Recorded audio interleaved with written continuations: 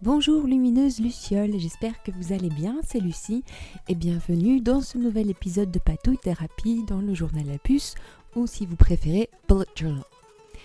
Eh bien ça y est, nous y voilà, je fête mes 1 an de Bullet Journal.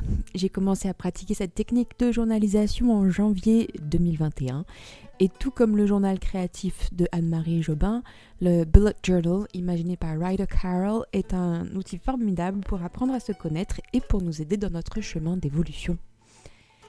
Ce mois-ci, j'ai l'impression d'avoir vécu 10 ans car j'ai eu de grandes révélations, à la fois spirituelles mais aussi organisationnelles.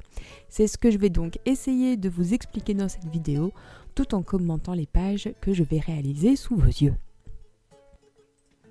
Contrairement à de nombreuses personnes qui pratiquent le Bullet Journal, je ne me pose absolument pas la question de savoir si je dois changer ou pas de journal à la fin de l'année. Tant que mon journal n'est pas fini, je l'utilise. Et contrairement à la plupart des personnes qui pratiquent le Bullet Journal, je ne fais pas de Year at a Glance ou encore de Future Log pour commencer mon Bullet Journal. D'une part parce que faire 6 pages de calendrier ne m'enchante pas plus que ça, et d'autre part parce que mon cerveau refuse d'utiliser les calendriers. En fait, dans mon Bullet Journal, il n'y a que ce que j'appelle des chapitres, l'équivalent de ce qu'on appellerait dans le jargon des collections. Et pour bien commencer l'année, je commence avec un chapitre où j'ai listé les cadeaux que je souhaite m'offrir en 2022. C'est en gros une liste de souhaits avec une colonne pour décrire ce dont j'ai envie et en face une colonne pour la date à laquelle je m'offre ce cadeau. J'en ai listé 4, un cadeau par trimestre. En fait, l'idée avec ce tableau, c'est de ne pas céder aux achats compulsifs et de créer une sorte d'attente, comme pour Noël ou une récompense. Par exemple, je sais qu'en février ou mars, je vais avoir besoin d'un nouveau cahier de Bullet Journal. Donc à ce moment-là, je m'autoriserai un achat de fournitures de papeterie dans des boutiques éthiques et si possible indépendantes. La section du dessous est donc la suite logique de ce tableau, une liste des choses que je n'achète pas en 2022. Ça comprend notamment tout le rayon loisirs créatifs de chez Action, avec une tolérance pour les consommables comme la colle, le double face et les crayons, mais que j'achèterai en papeterie spécialisée. On a la chance d'en avoir quelques-unes dans les environs, autant les soutenir.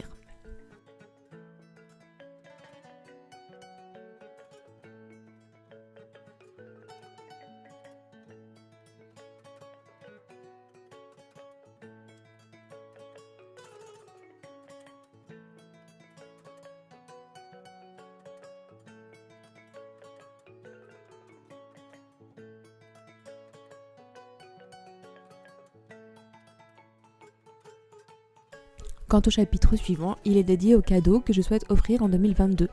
Comme tout le monde, j'adore faire des cadeaux, mais je me retrouve souvent un peu bloquée car je suis souvent au dépourvu, sans idée et surtout pas envie d'acheter quelque chose d'impersonnel dans un grand magasin.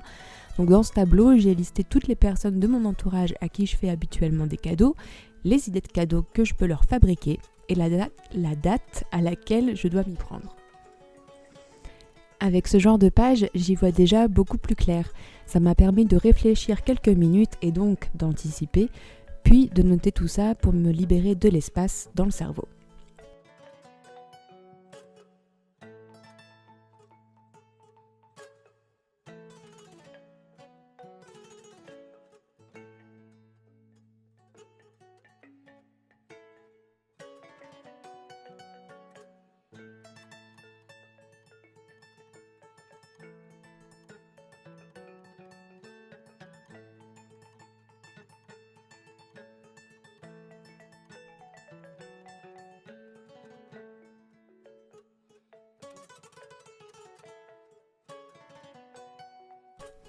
Alors je fais quand même une page pour lister quelques objectifs et intentions pour 2022.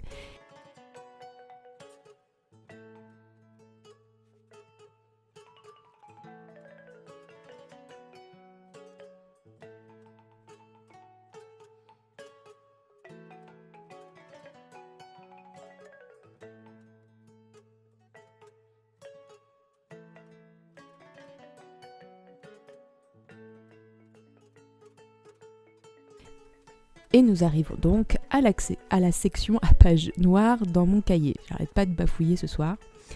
Pour le thème de janvier, j'avais dans l'idée de faire quelque chose autour de la géométrie sacrée.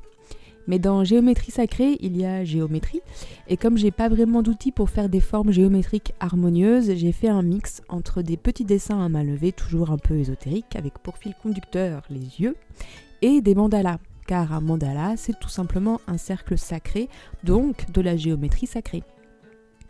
Alors j'ai utilisé un livre de mandala qui m'a été offert par Valérie, merci infiniment Valérie, et dans lequel j'ai découpé les formes qui me plaisaient.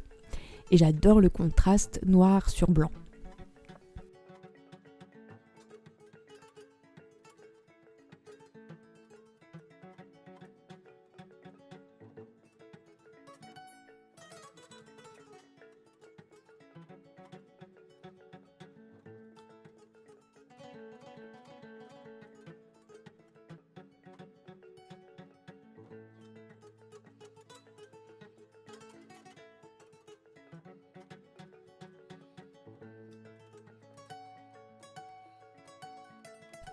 Pour ce qui est des chapitres, je commence ce mois-ci par ma liste de protocoles que j'ai divisés en 2 catégories, les protocoles créatifs et les protocoles énergétiques.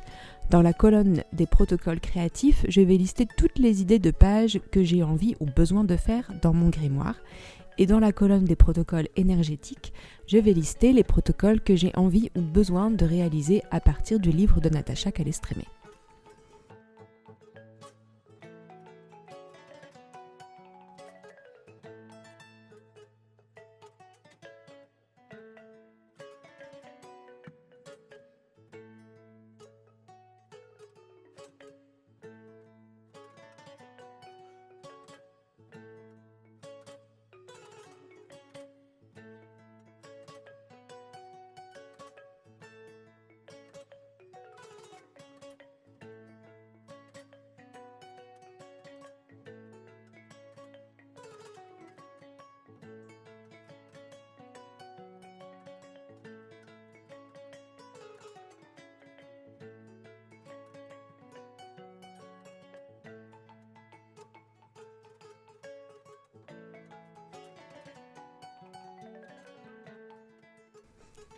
Vient ensuite la page des idées de menu. Et c'est avec cette page que j'ai eu une grande révélation organisationnelle.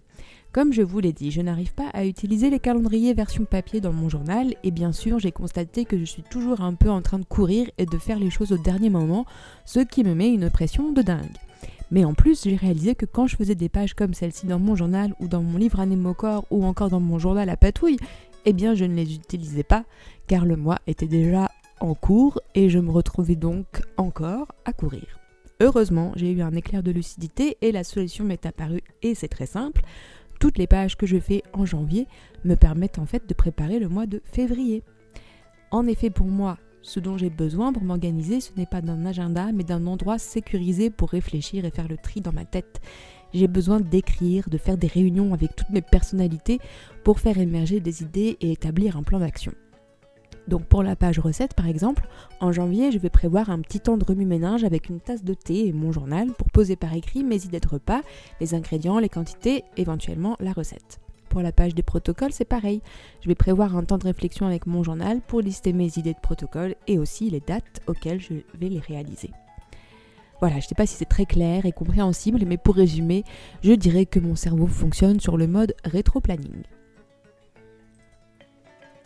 La double page qui suit est consacrée au budget. J'ai failli ne pas la faire, car j'en ai un peu marre de cette double page qui ne me sert pas à grand chose finalement. Si vous vous souvenez, jusqu'à présent, je faisais à gauche une page pour noter mon budget, revenus, économie, charges, et à droite une page pour les dépenses et la liste de souhaits. Mais clairement, la page de gauche ne me servait pas vraiment puisque j'ai un tableau Excel pour faire ma compta avec mes revenus et mes charges, donc ça faisait double emploi et c'était casse-pied. Par contre, comme on partage certaines dépenses avec mon compagnon, j'ai quand même besoin d'avoir un endroit pour noter ce qui est à partager pour faciliter la corvée des comptes à la fin du mois. Donc, à gauche, j'ai fait une liste de souhaits. Alors ça peut donner l'impression que c'est à la fois redondant et paradoxal avec la page de cadeaux que j'ai faite au tout début, mais l'idée avec cette liste de souhaits, c'est juste de noter les envies ou les besoins. Ça ne veut pas dire que je passe à l'acte d'achat, c'est juste pour déposer ce qu'il y a dans ma tête et aussi pour me souvenir des choses qui me semblent intéressantes, une boutique indépendante à soutenir, un livre à lire, un disque à écouter, etc.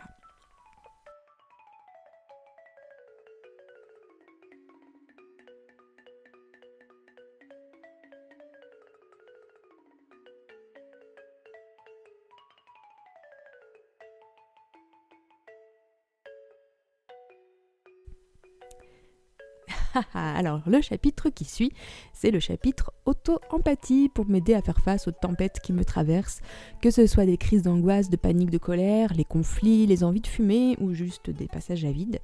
Et en fait, c'est tout simplement une page de coloriage. On verra si ça marche et si ça sert vraiment à quelque chose.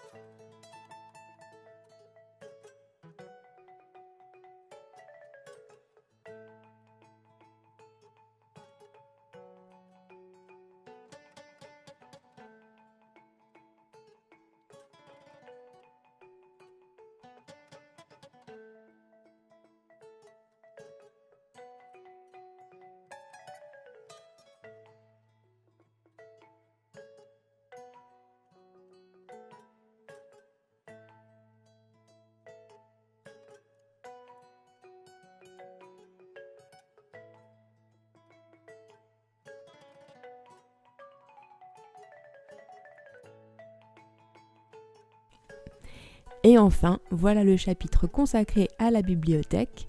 Alors j'ai réalisé ces pages en regardant les vidéos de Hedda alias Mochi Bujo, dont j'adore vraiment l'univers. Et Hedda a un journal de lecture et en regardant ces vidéos, j'ai eu envie de faire un journal de lecture. Mais soyons réalistes, je ne vais pas m'encombrer d'un énième journal et finalement, ça m'a permis d'imaginer une autre manière d'utiliser mon chapitre bibliothèque dans le journal à puce. Jusqu'à présent, je me contentais de faire une liste de livres que j'avais lus. Au début, je m'efforçais de faire une vraie notice bibliographique parce que je suis une bibliothécaire dans l'âme, mais je me suis vite découragée parce que ça prenait trop de place dans mon journal et aussi trop de temps. Et comme je ne suis pas très douée en nuances, c'est encore tout noir ou tout blanc, je ne m'autorisais pas à essayer un petit compromis, écrire en quelques lignes ce que j'ai pensé du bouquin. C'est donc ce que j'ai fait pour décembre et c'est super agréable de confier ses impressions à son journal, ça nous a vraiment rapprochés. Et pour terminer, j'ai eu envie d'ajouter mes petites illustrations, celles de la planche Lune scintillante que vous pouvez retrouver sur mon site à prix libre et conscient.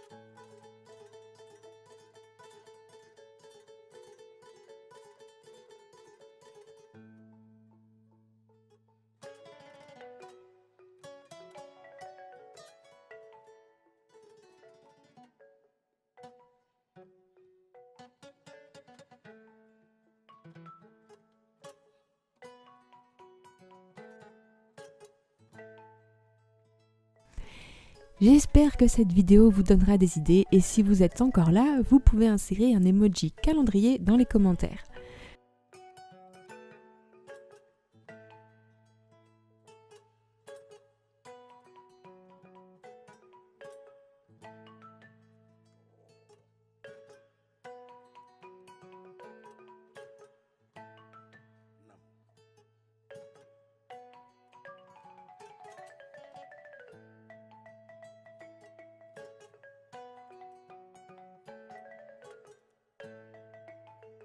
Je vous embrasse les lucioles, prenez bien soin de vous et à très bientôt pour de nouvelles patouilles. Bye bye.